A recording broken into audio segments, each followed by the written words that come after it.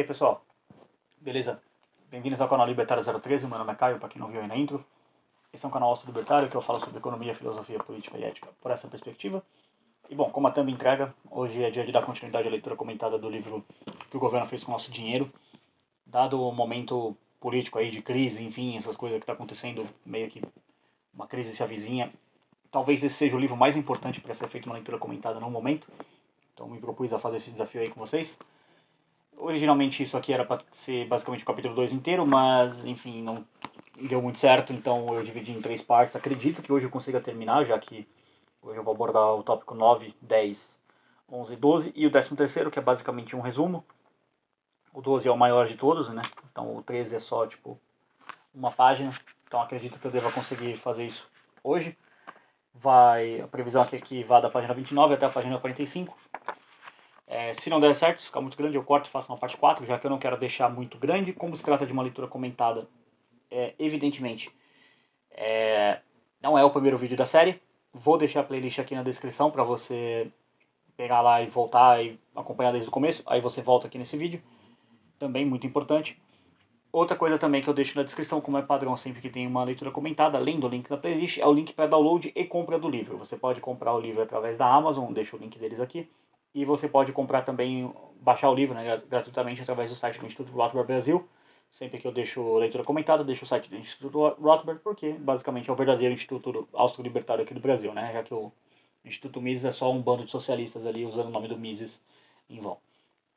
Outra coisa também aqui na descrição, é muito importante você se inscrever no canal, tocar no sininho das notificações e deixar um comentário, alguma coisa assim, que assim você aumenta o engajamento seu com o canal e o do canal com a plataforma. Isso ajuda a entregar os vídeos para outras pessoas.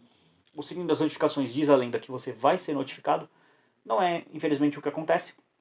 O que acontece é que as pessoas não recebem as notificações. Então segue nas redes sociais, também aqui na descrição, muito importante, que aí você vai receber com certeza o link da notificação, que aí sou eu mesmo quem mando a notificação, então você fica sabendo que tem vídeo. Também na descrição tem outras formas de ajuda financeira ao canal. Você pode ajudar através de Bitcoin, ou Bitcoin Lightning, através de doação de Nano, ou através de Pix. O meu Pix é o contato.libertario013@gmail.com. Você pode doar qualquer valor que você achar pertinente aqui para colaborar com o trabalho do canal. Mas enfim, vamos entrar aí no capítulo em questão, no tópico 9. Então depois, o tópico 8, só relembrando aqui, o Rothbard discutiu a oferta monetária adequada, ou seja, quanto de moeda deveria ter numa sociedade. E aqui ele está discutindo o problema do entesouramento, que é o nome do tópico 9. Vamos à leitura comentada dele então. O crítico da liberdade monetária, no entanto, não é facilmente silenciado. Há, em particular, o antigo fantasma do entesouramento. A imagem que inevitavelmente vem à mente é a do velho avarento e egoísta que, talvez irracionalmente, talvez por motivos malvados, amontoa e acumula dinheiro, ouro, no porão ou no sótão de sua casa sem utilizá-lo e sem emprestá-lo. Desta forma, estancando o fluxo de circulação e a transação da moeda, gerando depressões e outros problemas. Mas será que o entesouramento é realmente uma ameaça? Em primeiro lugar, o que aconteceu foi simplesmente que o velho avarento aumentou sua demanda por dinheiro. Como resultado, e supondo-se que isso esteja ocorrendo ao longo de toda a economia, os preços dos bens terão de cair e o poder de compra da onça de ouro irá aumentar. Não houve nenhuma perda para a sociedade, a qual irá continuar funcionando como uma oferta agora menor, porém mais poderosa de onças de ouro. Cada onça de ouro agora possui um poder de compra maior. Portanto, mesmo no pior cenário possível, nada de errado aconteceu. A liberdade monetária não criou dificuldades. Ou seja, entrando numa explicação aqui, o Rothbard está abordando o problema tipo assim, tem um velho maluco lá que não gasta dinheiro para nada. O velho não abre a mão nem para dar bom dia. Beleza. Digamos que esteja numa sociedade em que esteja vários velhos malucos que não abre a mão nem para dar bom dia. Ok. Você tem mais dinheiro disponível. Há uma queda na demanda por bens, porque as pessoas estão aumentando a demanda por moeda e, consequentemente, diminuindo a demanda por bens. Elas não estão gastando o dinheiro delas, elas não estão comprando um monte de coisa e sim economizando dinheiro. Então, os donos das lojas, de estabelecimentos, vão olhar para esse incentivo e vão começar a diminuir seus preços. Por quê? Porque os preços dos fatores de produção também vão cair. Porque se os preços dos fatores de produção não caírem, os donos das lojas ou das pessoas que compram essas coisas não vão comprar. Então você gera toda uma pressão deflacionária no mercado. E aí o que acontece? Cada moeda, né, aqui no caso onça de ouro que ele está usando como exemplo, mas poderia ser, por exemplo, cada Bitcoin, por exemplo, poderia ser um outro exemplo, cada nano também. Cada unidade monetária, seja lá qual for, aumenta de valor. O seu dinheiro vale mais. Olha só que coisa horrorosa, né, que seria o entesouramento. Enfim, você ficou mais rico, basicamente. Você precisa de menos unidades monetárias para poder comprar a mesma quantidade de bens. Mas enfim, seguindo. Mas há outro detalhe que está sendo ignorado. Não é de modo algum irracional que as pessoas queiram manter consigo uma quantia maior ou menor de dinheiro. Em termos mais técnicos, não há nada de errado com o fato que as pessoas queiram a todo momento variar seus encaixes. Façamos aqui uma análise mais aprofundada da questão dos encaixes. Por que pessoas desejam ter encaixes? Isso é, por que as pessoas desejam portar dinheiro vivo? Por que elas desejam ter liquidez? Suponhamos que todos fôssemos capazes de prever o futuro com a mais absoluta certeza. Nesse caso, ninguém jamais teria que manter encaixes disponíveis. Ninguém jamais teria que se preocupar em ter liquidez. Ninguém jamais teria que se preocupar em ter consigo, a todo momento, uma determinada quantia de dinheiro prontamente disponível. Afinal, todos saberiam com exatidão o quanto iriam gastar e o quanto de receita teriam de ter em qualquer data futura. O indivíduo não precisaria ter à mão nenhuma quantidade de dinheiro vivo. Ele poderia simplesmente emprestar todo o seu dinheiro e cobrar os juros exatamente naquelas datas em que tivesse de incorrer em despesas, e exatamente no valor necessário. Mas a realidade, é claro, é outra. Vivemos em um mundo de incertezas. As pessoas não sabem com exatidão o que lhes ocorrerá ou quais serão suas receitas e custos futuros. Quanto mais incertas e temerosas forem as pessoas, maior será o valor dos encaixes que desejarão manter. E, quanto mais seguras forem, menor será esse valor. Outra razão para se manter em caixas também advém da incerteza. Se as pessoas creem que o preço do dinheiro cairá no futuro próximo, isso é, se elas creem que haverá inflação de preços, então elas gastarão mais agora, enquanto o dinheiro ainda tem valor, desta forma desentesourando e reduzindo sua demanda por dinheiro. Inversamente, se elas creem que o preço do dinheiro aumentará no futuro, isto é, que haverá redução de preços, então elas irão aguardar para gastar o dinheiro mais tarde, enquanto ele estiver valendo mais. Nesse caso, a demanda por dinheiro irá aumentar. A demanda das pessoas por encaixe, portanto, aumenta e diminui por motivos sensatos. Ou seja, basicamente o Rothbard apontando assim, que tudo depende da expectativa futura. Se você tem uma expectativa futura de que a moeda circulante naquela economia vai perder valor, então você, evidentemente, vai se livrar das unidades monetárias que você tem, trocando ela por algum bem. Digamos, se você tem uma expectativa de que, sei lá, o valor em relação ao quilo do arroz, em relação à moeda, vai sofrer uma valorização, ou seja, o arroz vai ficar mais caro naquela moeda, qual que é o incentivo que você tem? Eu vou vender o meu dinheiro, ou seja, trocar ele por arroz. E aí com isso eu fico com mais arroz e vejo se deu certo. E você nunca sabe se isso vai dar certo ou não, porque há uma situação de incerteza genuína. Você acredita que essa seja a sua melhor decisão. No futuro, sei lá, de repente você vende, troca seu dinheiro, né, por arroz, basicamente, e aí você esperava, sei lá, que fosse aumentar para R$ 20 o saco de 5 quilos, um exemplo. Aí, na verdade, você comprou tava R$ 10, por exemplo, você comprou, sei lá, 10 sacos, ou seja, comprou 50 quilos de arroz, porque você esperava que fosse aumentar para R$ 20. E aí, na verdade, diminuiu para 5, então você, perdeu uma grana. Mas nota que assim, foi investimento errado? Não, a pessoa tinha essa expectativa. A expectativa é o que move as pessoas, o que faz elas agirem por mais ou menos dinheiro. Então o Rothbard deixa isso aqui mais ou menos claro, mas acho que vale essa explicação adicional aqui. Mas enfim, vamos seguindo aqui. Estão enganados aqueles economistas que acreditam que há algo de errado quando o dinheiro não está em circulação constante e ativa. É verdade que o dinheiro só é útil para intermediar a troca de coisas de valor, mas ele não é útil apenas no momento em que ocorre a troca. Essa verdade sempre foi muito negligenciada. O dinheiro é igualmente útil quando repousa inerte nos encaixes de alguém, mesmo que esteja dentro da gaveta de um avarento. Nota 11 aqui. A partir de que momento o encaixe de um indivíduo se torna um vergonhoso entesouramento?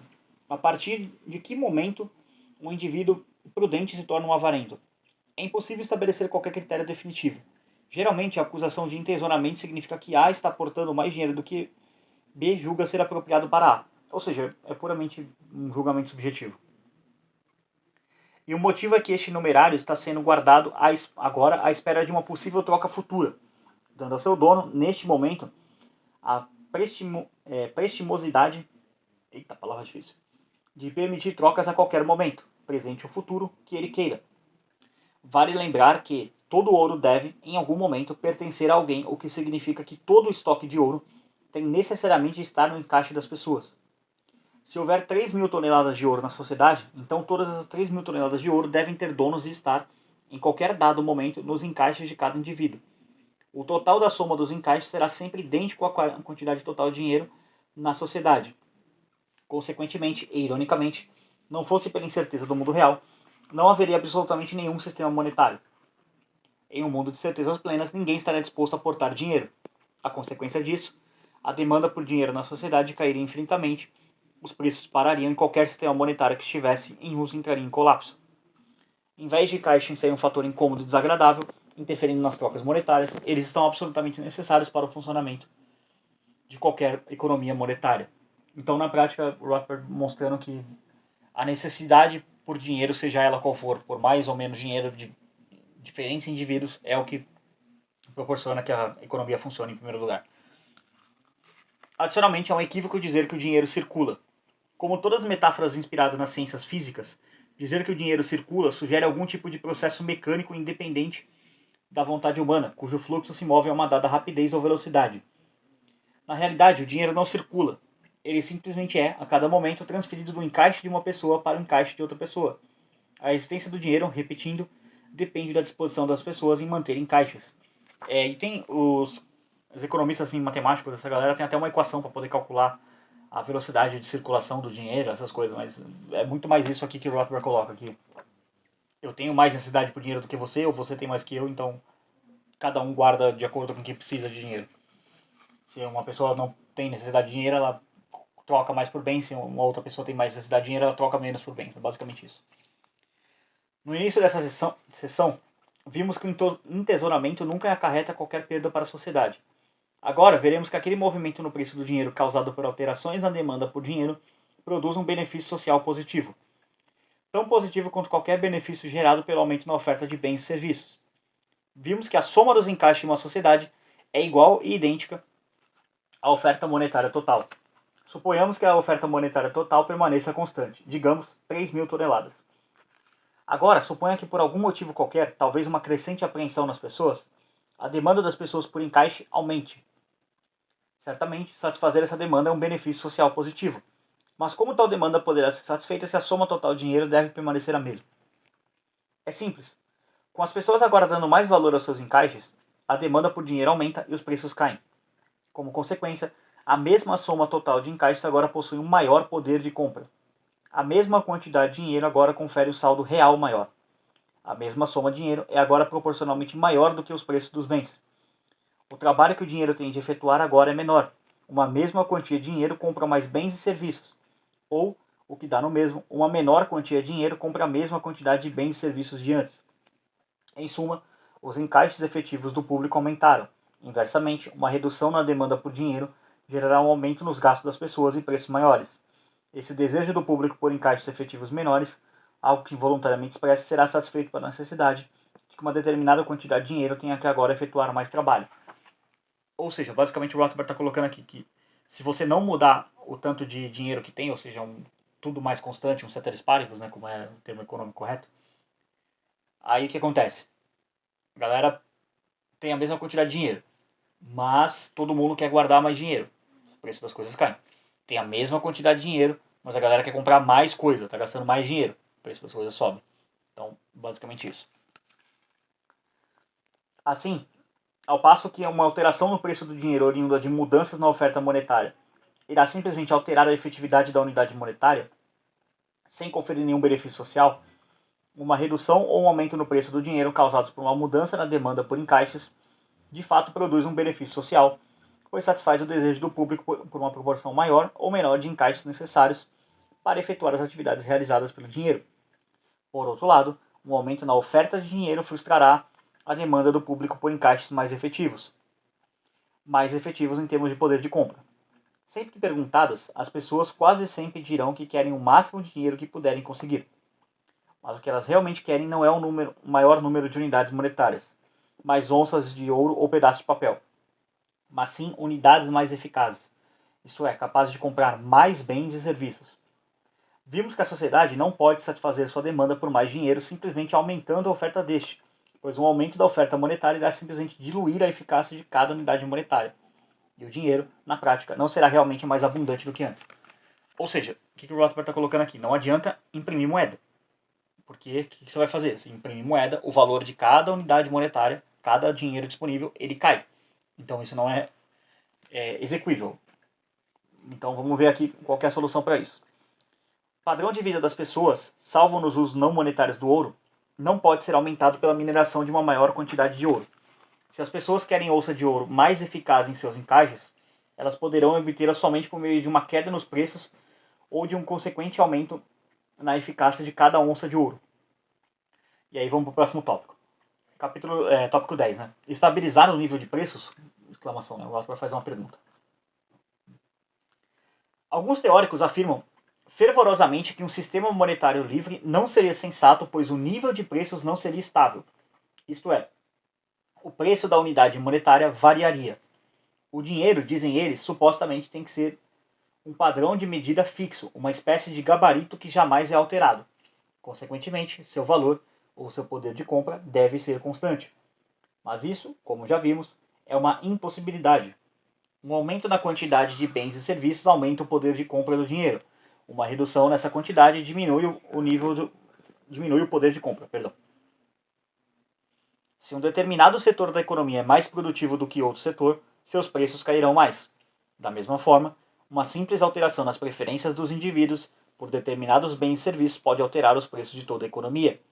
É, portanto, perfeitamente factível que numa economia normal, preços subam em determinados setores e caiam em outros. É impossível, portanto, querer que o poder de compra do dinheiro seja imutável. E dado que o preço do dinheiro reconhecidamente flutua no livre mercado, então, segundo os defensores da estabilidade do poder de compra do dinheiro, a liberdade deveria ser sobrepujada pelo gerenciamento governamental para se garantir tal estabilidade. Nota 12. Como o governo faria isso não nos importa no momento. Basicamente, envolveria mudanças operadas pelo governo na oferta monetária.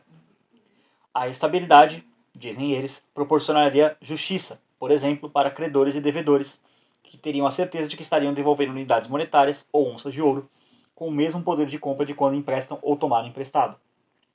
Todavia, caso credores e devedores queiram se resguardar de mudanças futuras no poder de compra do dinheiro, eles podem facilmente fazer isso no livre mercado. Ao elaborarem seus contratos, eles podem acordar que o ressarcimento seja feito em uma soma monetária ajustada por algum índice que mensure as mudanças ocorridas no valor do dinheiro. Os defensores da fictícia estabilidade do poder de compra do dinheiro há muito defendem tais medidas, porém, muito estranhamente, os próprios emprestadores e tomadores de empréstimo, que supostamente mais se beneficiaram com essa estabilidade, muito raro tiram proveito dessa oportunidade. Deveria então o governo forçar certos benefícios às pessoas que livremente já as rejeitaram? Aparentemente, empreendedores preferem correr risco nesse mundo de irremediável certeza e confiar mais em suas capacidades de antecipar as condições do mercado do que em decretos governamentais.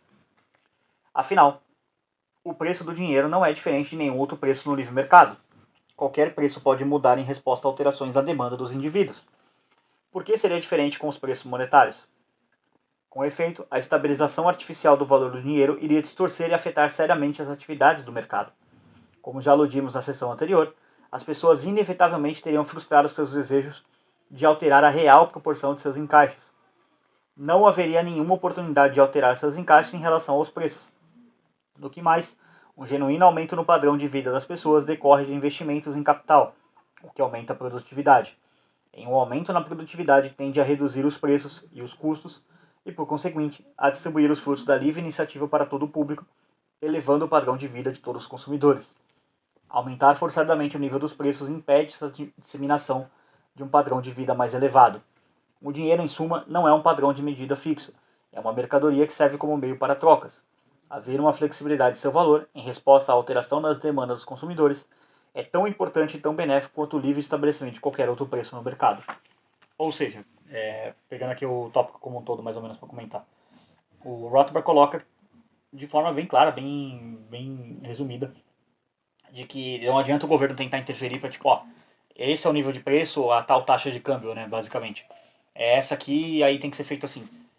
Mas galera que pega emprestado dinheiro, credores, esse pessoal, eles já fazem, eles já tomam esse risco, sabendo que eles podem emprestar o dinheiro e ele vale menos no futuro. Então, como ele colocou, o governo tem que forçar as pessoas a aceitar esse suposto benefício. E aí, a galera já rejeitou. Será que é mesmo um benefício em primeiro lugar? E aí, é aquilo. O governo ele sempre perde para o mercado, porque o governo ele sempre vai ter que tomar uma decisão que as pessoas estão tomando em tempo real, vamos dizer assim. Acaba sendo, entrando para uma linha mais hayekiana, né, que o conhecimento está disperso na sociedade. Então, o governo, o tomador de decisão lá, o político, ele não tem como saber qual que é a demanda por dinheiro naquele exato momento em que as pessoas estão trocando. Então ele sempre vai tomar uma decisão errada, porque ele não tem o conhecimento para isso. E ele nunca vai ter, porque, de novo, o conhecimento é disperso na sociedade. Isso o Hayek, ele ganhou um Nobel por causa desse insight. Ele foi brilhante, realmente não tem como.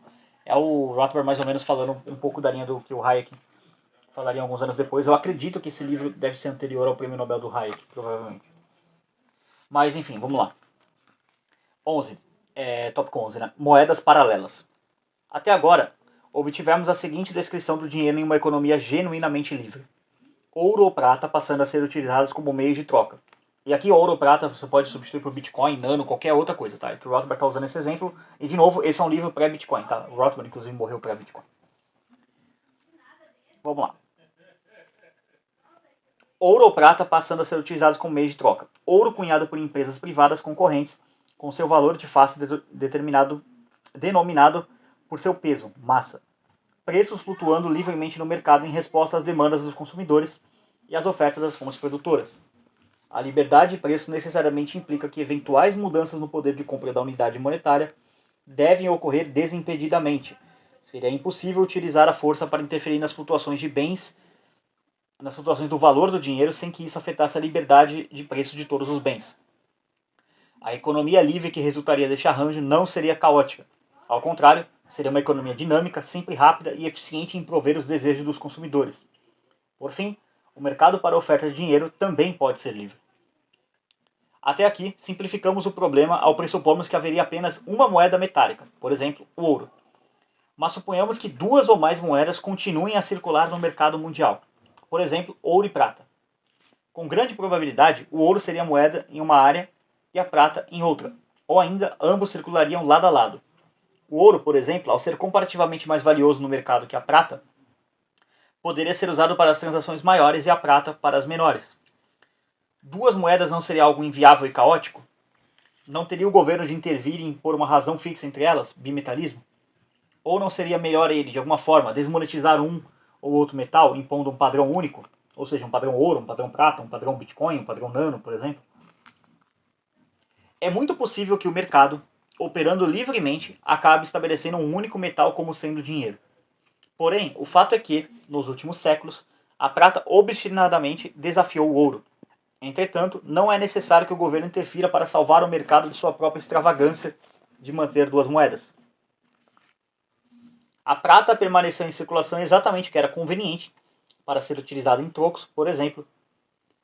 Ouro e prata poderiam facilmente circular lado a lado e de fato já o fizeram no passado.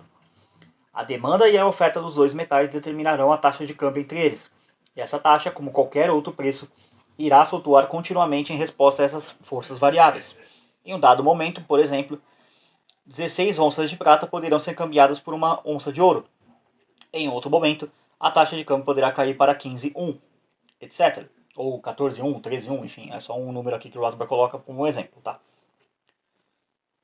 Qual metal servirá à comunidade contábil dependerá das circunstâncias concretas do mercado.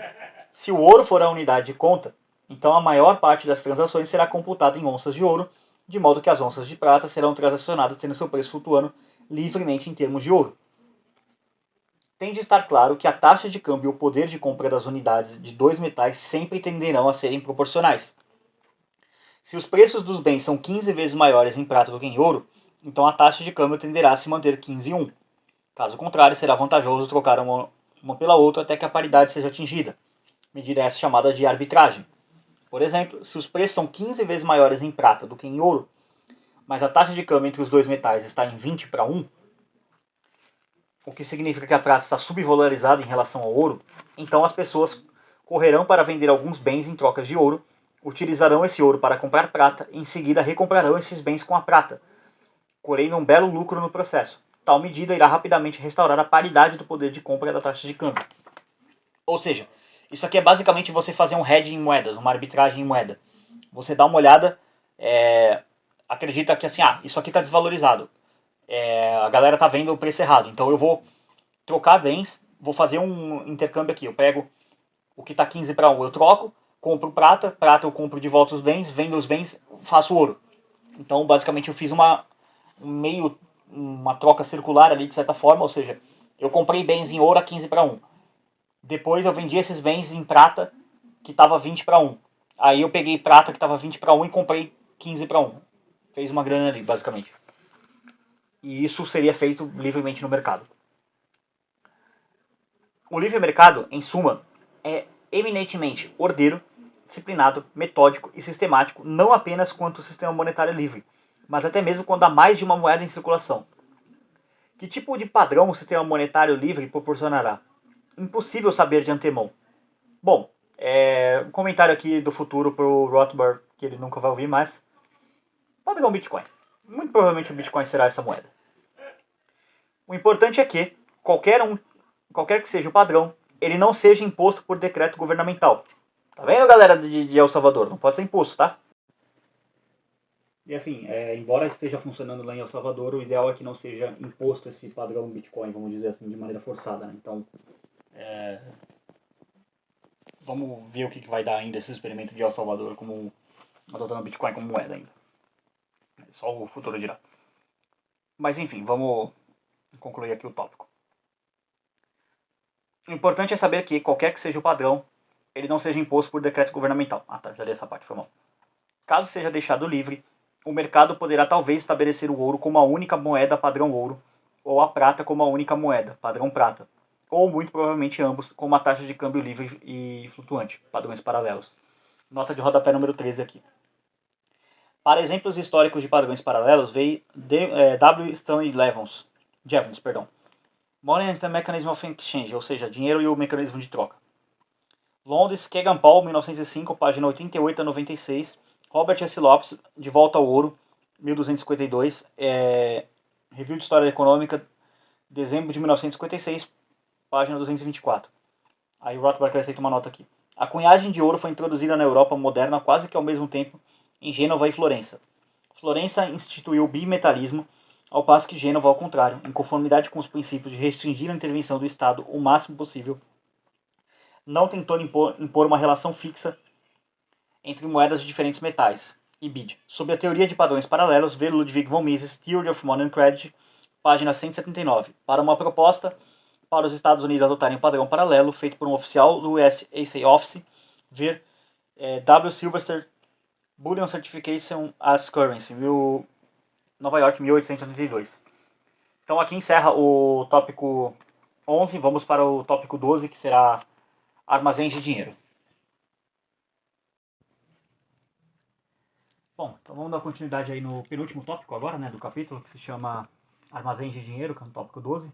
E aí o 13º e último é só basicamente um resumo de uma página.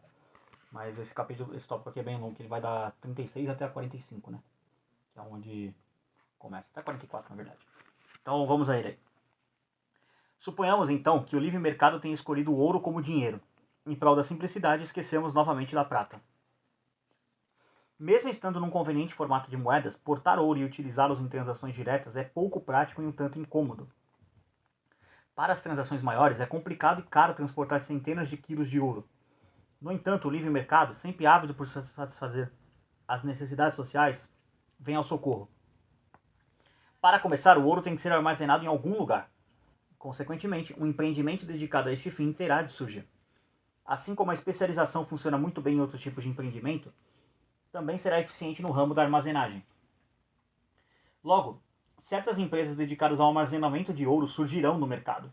Sua especialização fará com que elas sejam bem-sucedidas no fornecimento de serviços de armazenagem.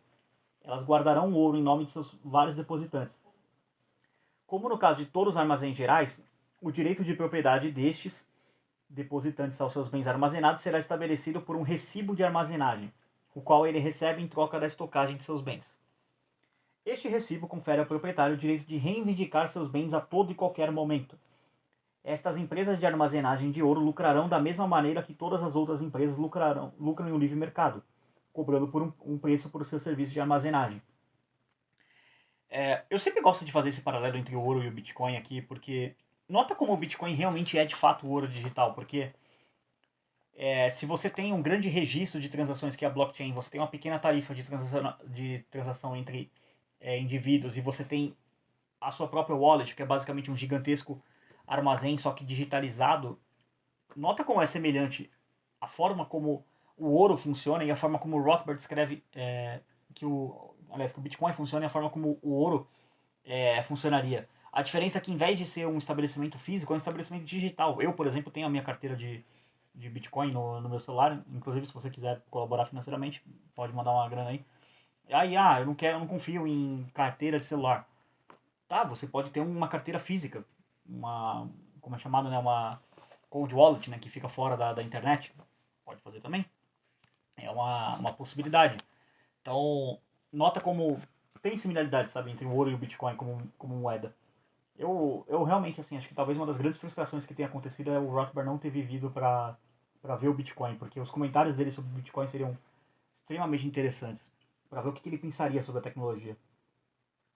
Mas enfim, vamos lá. Há todos os motivos para se acreditar que armazéns de ouro ou armazéns de dinheiro prosperarão no livre mercado da mesma maneira como que quaisquer outros tipos de armazém prosperam. Com efeito, serviços de armazenagem desempenham um papel ainda mais importante no caso do dinheiro.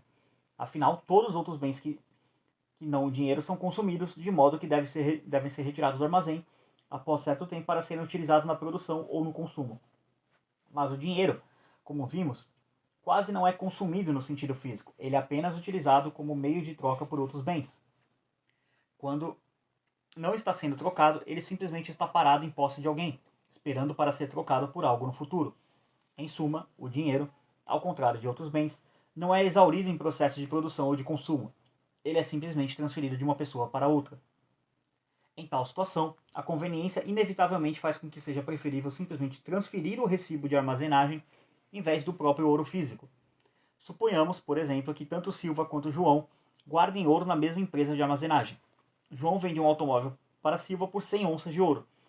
Eles poderiam perfazer todo aquele dispendioso processo em que Silva vai ao armazém, restitui seu recibo em ouro físico, transporta o ouro para o escritório de João para que logo em seguida João volte para o armazém para depositar novamente o ouro.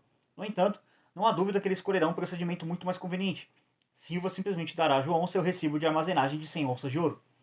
Ou seja, onde o Rock está querendo chegar, no papel moeda. Desta forma, recibos de armazenagem de dinheiro passam a funcionar cada vez mais como substitutos monetários. O número de transações que movimentam ouro de verdade torna-se cada vez menor. Títulos de papel restituíveis em ouro passam a ser crescentemente utilizados, que era a ideia original do papel moeda, tá? Isso aqui é um adendo meu. Mas vamos lá. À medida que os mercados vão se aperfeiçoando, haverá 3 limites sobre a amplitude desse processo de substituição. O primeiro limite é a intensidade que as pessoas utilizam esses armazéns de dinheiro, chamados de bancos, em vez do dinheiro em espécie. Claramente, se João, por algum motivo, não gostar de usar um banco, Silva teria de transportar o ouro físico até João. Aqui está errado, da Silva até Silva, não faz sentido, enfim. Um errinho de tradução aqui. O segundo limite é a amplitude da clientela de cada banco. Em outras palavras, quanto mais transações ocorrerem entre clientes de bancos diferentes, maior a quantidade de ouro que terá que ser transportada entre os bancos. Quanto mais transações forem feitas entre clientes do mesmo banco, menor será a necessidade de transportar ouro. Se José e Silva fossem clientes de diferentes bancos, o banco de Silva, ou o próprio Silva, teria de transportar o ouro até o banco de José. O terceiro limite é o fato de que a clientela tem de ter confiança na integridade de seus bancos. Caso de repente seja descoberto, por exemplo, que os funcionários de um determinado banco possuem antecedentes criminais, provavelmente esse banco perderia seu mercado em um curtíssimo espaço de tempo. Neste quesito específico, todos os serviços de armazenagem e todos os negócios baseados na credibilidade operam igualmente. À medida que os bancos vão crescendo e a confiança nessas instituições vai aumentando, os clientes podem julgar ser mais conveniente abrir mão do seu dinheiro do seu direito de receber recibos de papel, chamados de cédulas, em vez disso, manter sua titularidade na forma de contas que podem ser movimentadas sob demanda. Na esfera monetária, essas contas foram chamadas de depósitos bancários ou contas correntes. Em vez de transferir recibos de papel, o cliente... Tinha um inseto aqui no livro, desculpa. O cliente efetua suas transações ao escrever uma ordem para que seu banco transfira uma porção desta sua conta para outra pessoa. Assim, em nosso exemplo, Silva dará uma ordem ao banco para transferir o título de posse de suas 100 onças de ouro para José. Essa ordem por escrito é chamada de cheque. Hoje em dia está muito mais moderno, enfim. É só um TED mesmo, um DOC ou até um Pix, né? Enfim, tem outras formas de fazer isso muito mais eficazes do que simplesmente um cheque. É importante ficar claro que, economicamente, não deve haver diferença entre uma cédula e um depósito bancário. Só um adendo aqui, tá? Deixando claro, esse livro foi escrito na década de 70, então cheques faziam muito sentido naquela época. Mas vamos seguindo aqui. Ambos são títulos de propriedade sobre o ouro estocado. Ambos são similarmente transacionados e transferidos como sendo substitutos monetários e têm os mesmos 3 limites sobre a amplitude de seu uso. O cliente pode escolher, de acordo com essa conveniência, se deseja manter seu título em forma de cédula ou depósito. Nota 14. Uma terceira forma de substituto monetário são as moedinhas metálicas de pequeno valor, para serem usadas como pequenos trocados. Na verdade, são equivalentes a cédulas, mas são impressas em um metal e não em um papel. Mas seguindo aqui. Mas, então, o que ocorreu até o momento com a oferta monetária em decorrência de todas as operações? Se as cédulas ou os depósitos bancários são utilizados como substitutos monetários, isso não significaria que a efetiva oferta monetária de economia aumentou, mesmo com o estoque de ouro permanecendo o mesmo? É claro que não. Os substitutos monetários são simplesmente recibos de armazenagem referente ao ouro realmente em custódia. Se José deposita 100 onças de ouro em seu banco e em troca recebe um recibo, que é um título de propriedade, este pode ser utilizado no mercado como dinheiro, mas somente como um conveniente substituto do ouro, não como um incremento. O ouro no cofre, portanto, não faz mais parte da efetiva oferta monetária da economia. Ele é apenas mantido como uma reserva, um lastro para o recibo emitido, podendo ser solicitado sempre que desejado por seu proprietário. Ou seja, você pode chegar no banco com o seu recibo que vale, por exemplo, 100 onças de ouro. E falar, banco, aqui o meu recibo, 100 onças de ouro. Me dê o meu ouro, eu quero o meu ouro físico de volta. E o banco tem que te dar o ouro de volta. É basicamente isso. Isso é basicamente o que é o padrão ouro. O Rothbard está descrevendo aqui, fazendo meio que um floreio, mas é o padrão ouro como funcionava. Mas vamos lá. Um aumento ou um decréscimo no uso de substitutos monetários, portanto, não exerce nenhuma alteração na oferta monetária. Somente a forma da oferta é modificada, não o total. Sendo assim, a oferta monetária de uma comunidade pode começar como sendo de 10 milhões de onças de ouro. Deste valor, 6 milhões de onças podem ser depositadas em bancos em troca de certificado de ouro. Como consequência, a oferta monetária efetiva será agora de 4 milhões em onças de ouro e 6 milhões em certificado de ouro na forma de cédulas. A oferta monetária permanece a mesma. Ou seja, poderia ser o contrário, poderia ser 6 milhões em onça e 4 em notas. Nota que absolutamente o número não faz diferença. Contando que o total seja 10, você pode fazer 9, 1, 8, 2, 5, 5, enfim, não importa. O que importa é que seja 10, no exemplo aqui. Mas vamos lá, vamos seguir. Curiosamente, são muitas as pessoas que afirmam que seria impossível os bancos ganharem dinheiro caso operassem sob esse arranjo de 100% de reservas, com o ouro sempre sendo representado por seu recibo de armazenagem. No entanto, não há nenhum problema real neste arranjo, assim como não há nenhum problema de lucro quando se trata de serviços de armazenagem. Praticamente todos os armazéns gerais mantêm todos os bens de seus proprietários em custódia, 100% de reserva, com efeito seria considerado fraude ou roubo agir de maneira distinta, e de fato é. Os lucros dessas atividades são obtidos por meio da cobrança de taxas de serviços dos seus clientes. Os bancos podem, da mesma maneira, cobrar por seus serviços. Caso se argumente que os clientes não pagarão pelas altas taxas de serviço, isso significa que os serviços dos bancos não estão em grande demanda, de modo que o uso de seus serviços cairá ao nível de que os consumidores considerem convenientes. Ou seja, o banco poderia cobrar, na prática, uma taxa de transação por cada transação feita. Isso aqui é basicamente a blockchain. A blockchain é a evolução dos armazéns de ouro, que o Rothbard propõe aqui. Chegamos agora àquele que possivelmente é o problema mais espinhoso com que o economista tem de lidar: a avaliação do sistema bancário de reserva fracionárias. A pergunta que tem que ser feita é: a reserva fracionária seria permitida no livre mercado ou seria banida como sendo fraude? É um fato amplamente conhecido que os bancos raramente mantêm 100% de reserva em seus depósitos. A proporção é mais ou menos 83-17. 83% do dinheiro não existe, só 17% está ali. Mais ou menos isso. Mas enfim, vamos lá. Só um dado para complementar. Já que o dinheiro pode permanecer depositado por um longo período de tempo, o banco se sente tentado a usar parte desse dinheiro para benefício próprio. Ele também é tentado porque as pessoas não se preocupam se as moedas de ouro que receberão de volta são exatamente as mesmas moedas que depositaram. Toda essa combinação de fatores faz com que o banco se sinta tentado a usar o dinheiro de outrem para oferir lucro para si mesmos. Se os bancos emprestarem o ouro diretamente, os respectivos recibos emitidos por esse ouro estarão parcialmente invalidados. Afinal, há agora alguns recibos sem nenhum lastro em ouro, ou seja, o banco passa a estar efetivamente insolvente, em vez de que ele não tem como saldar uma vez que ele não tem como saldar todas suas próprias obrigações caso assim seja exigido. Não há como ele devolver toda a propriedade de seus clientes caso esses decidam restituir todos os seus recibos em ouro. O que ocorre é que os bancos, em vez de emprestarem o ouro diretamente para os tomadores de empréstimo, imprimem pseudo-recibos de armazenagem recebidos sem lastro, dado que o ouro que deveria lastrear esses recibos não está lá e nem poderia estar. Estes recibos são, então, emprestados com o intuito de oferir lucros. Claramente, o efeito econômico é o mesmo de se emprestar o ouro diretamente. São impressos mais recibos de armazenagem do que a quantidade de ouro existente nos cofres. O que o banco fez foi emitir recibos de armazenagem que não representam nada, mas que supostamente valem 100% do seu valor de face em termos de ouro.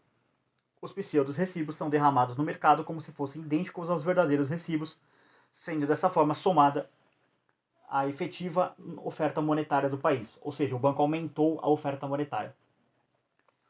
No exemplo acima, se os bancos emitem 2 bilhões de onças em recibos falsos, sem nenhum lastro em ouro, a oferta monetária do país irá aumentar de 10 para 12 milhões de onças de ouro, ao menos até a trapaça ser descoberta e corrigida. Existem agora, além das 4 milhões de onças de ouro em posse do público, 8 milhões de onças como substitutos monetários, sendo que somente 6 milhões estão lastreadas em ouro. A emissão dos pseudo-recibos, assim como a falsificação de uma moeda metálica, é um exemplo de inflação, algo que será estudado mais adiante. Inflação é um termo que pode ser definido como qualquer aumento na oferta monetária que não consista de um aumento no estoque de metal utilizado como dinheiro. Bancos que praticam reservas fracionárias, portanto, são instituições inerentemente inflacionárias. Os defensores do sistema bancário respondem da seguinte maneira: os bancos estão simplesmente operando como qualquer outro empreendimento, correndo riscos. Reconhecidamente, se todos os depositantes apresentarem seus recibos e pedirem restituição em ouro, os bancos estarão falidos, dado que a quantidade de recibos excede o ouro aos cofres. Mas os bancos estão simplesmente assumindo o risco, em geral justificado, de que nem todos irão exigir a restituição de seu ouro. No entanto, a grande diferença entre o banco que pratica reserva fracionária e todos os outros empreendimentos é o seguinte: os outros empreendimentos utilizam capital próprio ou capital emprestado e, se eles tomam crédito emprestado, eles prometem pagar em uma data futura, se certificando de ter, na data da quitação do empréstimo, dinheiro suficiente para cumprir com a obrigação. Se o senhor Silva toma 100 onças de ouro, emprestado 100 onças de ouro por ano, ele certificará de que 100 onças de ouro estejam disponíveis na data futura. Mas o banco, por sua vez, não está tomando empréstimo dos depositantes. Ele não promete pagar o ouro numa determinada data futura. Ao contrário, ele promete restituir seu pseudo-recibo de armazenagem em ouro a qualquer momento, à vista. Em suma, o depósito bancário ou o recibo emitido pelo banco, sem lastro em ouro, não é uma nota promissória ou uma dívida. É, isso sim, um recibo de armazenagem que confere ao seu portador o direito de reivindicar a propriedade de terceiros. Isso é uma fraude, basicamente. Ademais, quando o empreendedor toma emprestado de alguém ou empresta dinheiro para alguém, ele não aumenta a oferta de moeda. As reservas emprestadas são fundos que foram poupados. São fundos que fazem parte da oferta monetária existente, que estão apenas sendo transferidos do poupador para o tomador do empréstimo. As emissões bancárias, por outro lado, aumentam artificialmente a oferta monetária uma vez que pseudos recibos são injetados no mercado. Um banco, portanto, não está incorrendo no mesmo tipo de risco em que incorrem outros empreendimentos. Ao contrário de como agem outros empreendedores, um banco não tem como organizar o padrão temporal de seus ativos proporcionalmente ao padrão temporal do seu passivo. Ou seja, ao praticar reservas fracionárias, ele não tem como fazer com que ativos e passivos maturem na mesma data. Logo, ele não tem como garantir que terá dinheiro suficiente nas datas estipuladas para saldar suas contas. Afinal, a maior parte dos passivos de um banco é de maturação instantânea, depósitos à vista, ao passo que seus ativos e empréstimos são de maturação mais longa. Ou seja, o que é importante explicar aqui? Como que bancos driblam isso para poder impedir de falirem? Bom, a gente está vendo na crise econômica atual, ou quase crise econômica atual, basicamente o Fed, que é o Banco Central Americano, injetando dinheiro em banco falido para esse banco não quebrar. Antigamente, isso era feito através de feriados bancários. Simplesmente o banqueiro ligava, o banqueiro pilantra lá sem vergonha, ligava para o Estado e falava: Estado, decreta feriado bancário. Aí ninguém poderia sacar o dinheiro e ele conseguia ter um prazo aí de 1 dia, 2 dias para poder conseguir sacar o dinheiro. Mas enfim, vamos seguir aqui. O banco, ao contrário de todos os outros empreendimentos, não adquire dinheiro por meio da produção e venda de serviços. Ele simplesmente cria dinheiro do nada, empresta esse dinheiro e cobra juros sobre ele. Sendo assim, um banco que pratica reservas fracionárias opera a todo e qualquer momento em estado de insolvência. Mas sua insolvência só é revelada quando seus clientes suspeitam de algo e fazem uma corrida bancária. O que eu falei anteriormente, a galera vai lá sacar o dinheiro. Nenhum outro tipo de empreendimento vivencia um fenômeno semelhante a uma corrida bancária. E assim, corrida bancária, de fato, antigamente era as pessoas irem ao banco. Hoje você nem precisa, você pode fazer um saque digital, basicamente. Transferir do banco A para o banco B. Nenhum outro tipo de empreendimento pode ser levado à falência do dia para a noite, apenas porque os clientes decidiram reaver os próprios bens. Nenhum outro tipo de empreendimento cria dinheiro fictício, que evaporará quando a realidade for exposta. Os medonhos efeitos econômicos desse dinheiro fictício produzido pelo sistema bancário de reservas fracionárias serão explorados no próximo capítulo. Por enquanto, podemos concluir que, moralmente, esse tipo de sistema bancário seria visto como um verdadeiro livre mercado, como sendo apenas mais uma forma implícita de roubo. É verdade que os depósitos bancários ou os recibos de armazenagem emitidos pelo banco, a cédula, na verdade, não especificam em sua face que aquele sistema de armazenamento garante manter uma reserva total de ouro à mão durante todo o momento. Mas o banco de fato promete restituir esses títulos à vista. Sendo assim, quando ele emite recibos falsos, ele já está cometendo fraude, uma vez que se torna imediatamente impossível para o banco cumprir sua promessa de restituir todos os seus recibos, cédulas e depósitos. Nota 15 aqui. Veramassa Walker, A Ciência da Riqueza, páginas 139, 141 e 126 e 132, para uma excelente discussão sobre os problemas do dinheiro criado pelas reservas fracionárias. A fraude, portanto, é cometida imediatamente no ato do lançamento desses pseudo-recibos. Quais recibos especiais são fraudulentos é algo que só pode ser descoberto após a corrida bancária, dado que todos os recibos são iguais. E aqueles reivindicantes que chegarem por último ficarão completamente desamparados. Nota 16 aqui. Talvez um sistema libertário considerasse depósito com garantias gerais, que permitiriam ao armazém devolver qualquer bem análogo ao depositante, como se fossem depósitos com garantias específicas, os quais, assim como o recibo de penhor e o comprovante de carga, estabelece a propriedade de determinados objetos marcados. No caso dos depósitos com garantias gerais, o armazém é tentado a tratar a mercadoria como sendo sua propriedade, em vez de propriedade dos clientes. Isso é exatamente o que os bancos vêm fazendo. Ver Jevons, Money and the Medium of Exchange, página 207 e 212. Se a tendência é que as fraudes sejam proibidas em uma sociedade livre, então o sistema bancário de reservas fracionárias terá o mesmo destino. Nota 17. Fraude é roubo implícito, que indica que um contrato não foi cumprido após o valor ter sido recebido. Em suma, se A vende a B uma caixa que traz a etiqueta flocos de milho, e ao abrir B descobre que se trata de palha, a fraude de A é, na verdade, um furto de propriedade B. Do mesmo modo, a emissão de recibos de armazenagem para bens não existentes, recibos esses idênticos aos verdadeiros títulos, é fraude contra aqueles que possuem títulos sob sua propriedade, a qual agora também está sob o comando de terceiros. Mas, seguindo aqui. Suponhamos, no entanto, que a fraude e o sistema bancário de reserva fracionária sejam permitidos, sendo que a única obrigação dos bancos é a de restituir ouro à vista, de modo que o não cumprimento dessa obrigação significaria falência instantânea. Tal sistema passou a ser conhecido como Sistema Bancário Livre ou Free Banking. Neste caso, será que haveria uma massiva emissão fraudulenta de substitutos monetários resultando na criação artificial de dinheiro? Muitas pessoas acreditam que sim, e acreditam que neste arranjo os bancos iriam simplesmente inflacionar a oferta monetária astronomicamente. Porém, muito pelo contrário, o sistema bancário livre teria levado a um sistema monetário muito mais sólido do que este que temos hoje.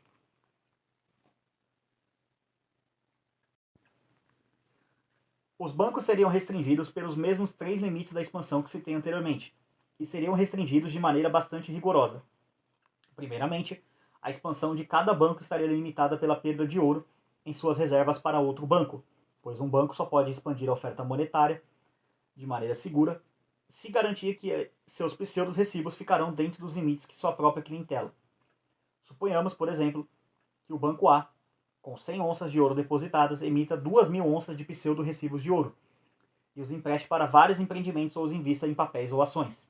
O tomador deste empréstimo irá gastar este novo dinheiro em vários bens e serviços. No final desse processo, após algum tempo, este recibo criado do nada irá acabar chegando a alguém que é cliente de outro banco, o banco B. Neste ponto, o banco B exigirá que o banco A restitua em ouro este recibo, de modo que o ouro possa ser transferido para os cofres do banco B. Claramente, quanto maior a amplitude da clientela de cada banco, e quanto mais esses clientes transacionarem entre si, mais espaço haverá para que cada banco crie crédito e aumente a oferta monetária do nada. Por outro lado, se a clientela do banco for pequena, então logo após ele ter criado dinheiro, ele será instado a restituir esses pseudo-recibos em ouro. E como vimos, ele possui meio para restituir apenas uma fração dessas suas obrigações. Para evitar a ameaça de falência, quanto menor a amplitude de sua clientela, maior será a fração de ouro que ele deverá manter em reserva e menos ele poderá expandir.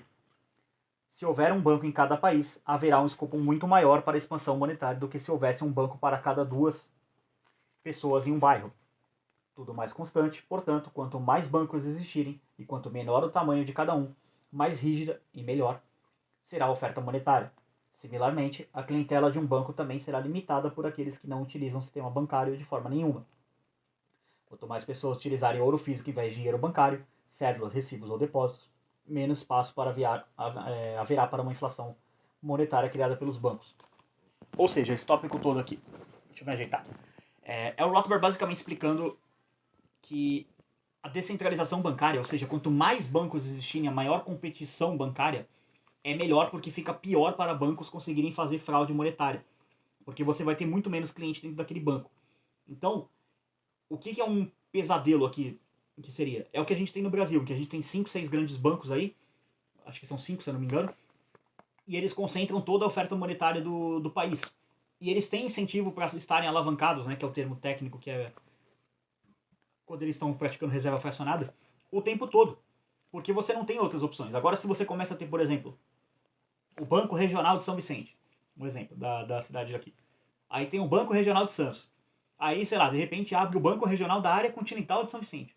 Aí ficam 2 bancos competindo na cidade de São Vicente pelos clientes que moram em São Vicente. E daqui a pouco, sei lá, abre um terceiro banco na cidade. Tipo, sei lá, terceiro banco de São Vicente. Abre o 4º banco. Em Santos, sei lá, abre 5, 6 bancos. Percebe que você começa a ter uma competição muito grande? E isso gera o que o Rothbard colocou aqui. Essa rigidez no sistema bancário. Mas enfim, vamos lá. Suponha, no entanto, que os bancos formem um cartel e concordem em aceitar os pseudos recibos uns dos outros sem pedir de restituição. Suponha ainda que o dinheiro criado pelos bancos seja universalmente utilizado. Neste caso, haveria algum limite para a expansão monetária dos bancos? Sim, a confiança dos clientes em seus respectivos bancos continuará impondo restrições. À medida que os bancos expandam o crédito e a oferta monetária a um ritmo crescente, um número cada vez maior de clientes ficará preocupado com a redução das reservas em relação ao número de pseudos recibos emitidos. E, em uma sociedade verdadeiramente livre, aqueles que sabem a verdade a respeito da real insolvência do sistema bancário poderão formar ligas anti-bancos para incitar os correntistas a sacar seu dinheiro antes que seja tarde demais. Em suma, ligas capazes de instar corridas bancárias ou simplesmente ameaçar fazê-los serão capazes de paralisar e reverter a expansão monetária. Isso aqui, o Rothbard coloca ligas, não sei o quê. Mas, cara, isso aqui nada mais é do que, tipo, um grupo de zap da sua família. Você pode falar que, ó, tá tendo problema, não sei o que, galera, vamos lá sacar o dinheiro. Um grupo de zap da família faria um dano. Olha como o livre mercado seria maluco. Tipo, os bancos se reuniram para fazer uma fraude e um cartel. Um grupo do zap quebra o cartel. Vários grupos do zap quebram o cartel. A informação descentralizada, distribuída, como diz o Peter o tempo todo, que ele tem razão nesse ponto, quebraria esse cartel. Porque a informação circularia muito mais rápido. Isso aqui, com as redes sociais, cara, dificilmente um banco conseguiria fazer um cartel. Mas enfim, vamos lá. Tá chegando no final já. Essa discussão não tem a intenção de impugnar a prática geral de crédito, a qual possui uma função importante e vital no livre mercado. Em uma transação de crédito, o detentor do dinheiro, um bem útil no presente, o troca por um título de dívida a ser quitado em uma data futura. O título é um bem futuro. E os juros cobrados refletem o fato de que, no mercado, um bem presente vale mais do que o mesmo bem no futuro. Porém, depósitos ou cédulas bancárias não são crédito. São apenas recibos de armazenagem, títulos que permitem restituição instantânea do dinheiro. Por exemplo, ouro, que está nos cofres dos bancos. O devedor certifica de que é capaz de pagar seu débito quando chega a data. Já o banco que pratica a reserva fracionária pode pagar apenas uma pequena fração de seu passivo pendente. No próximo capítulo, abordaremos o estudo das várias formas de interferência governamental no sistema monetário, a maior parte delas voltada para reprimir emissões fraudulentas de dinheiro, mas não para reprimir, emissões fraudulentas de dinheiro, mas ao contrário, para retirar essas e outras restrições naturais da inflação. Aí, último tópico aqui, e esse vídeo ficou muito longo, desculpa por isso, mas enfim, o capítulo é longo. Capítulo 13, parte 13, resumo, página 45 aqui para quem estiver acompanhando. O que aprendemos a respeito do dinheiro em uma sociedade livre? Aprendemos que todo e qualquer dinheiro sempre se origina e tem de se originar de uma mercadoria que foi escolhida voluntariamente pelo livre mercado para ser o meio de troca. A unidade monetária é simplesmente uma unidade de massa dessa mercadoria escolhida para servir como dinheiro, normalmente um metal, tal como ouro ou prata.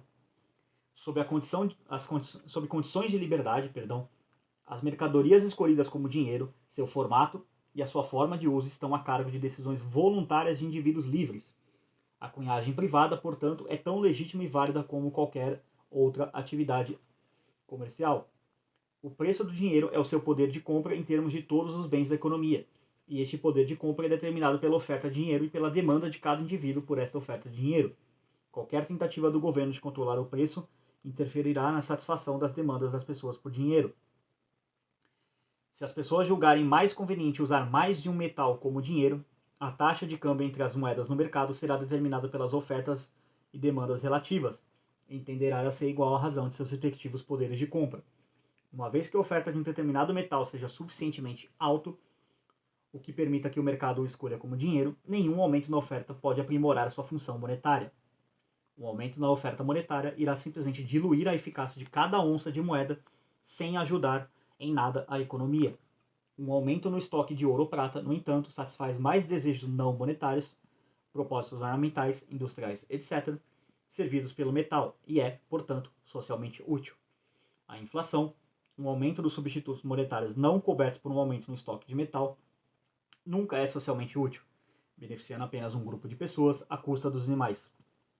Uma vez que a inflação é um ataque fraudulento à propriedade, ela não pode ocorrer no mercado livre.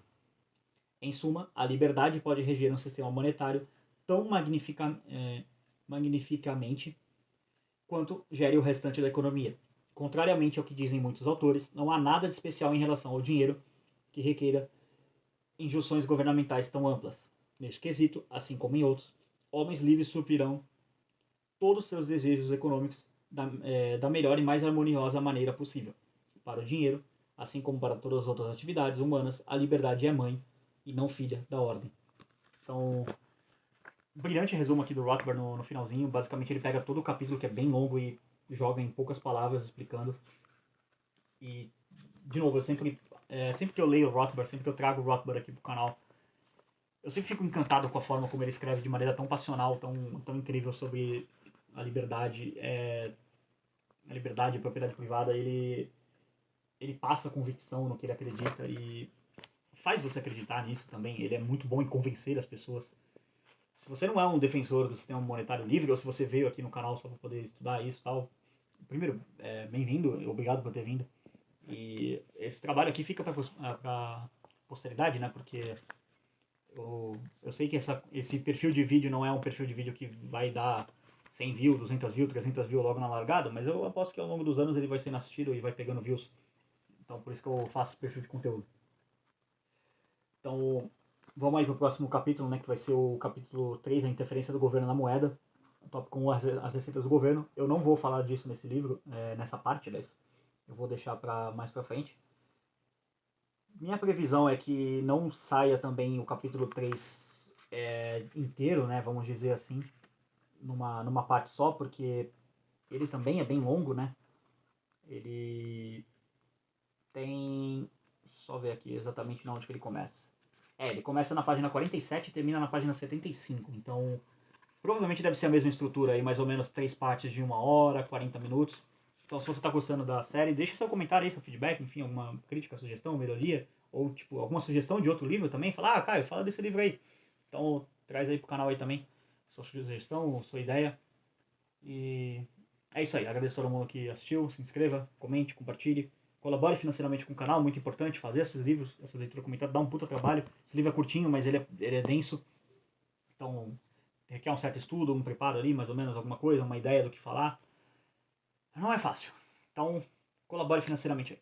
Agradeço a todo mundo que assistiu. Por esse vídeo é isso. Tchau, tchau.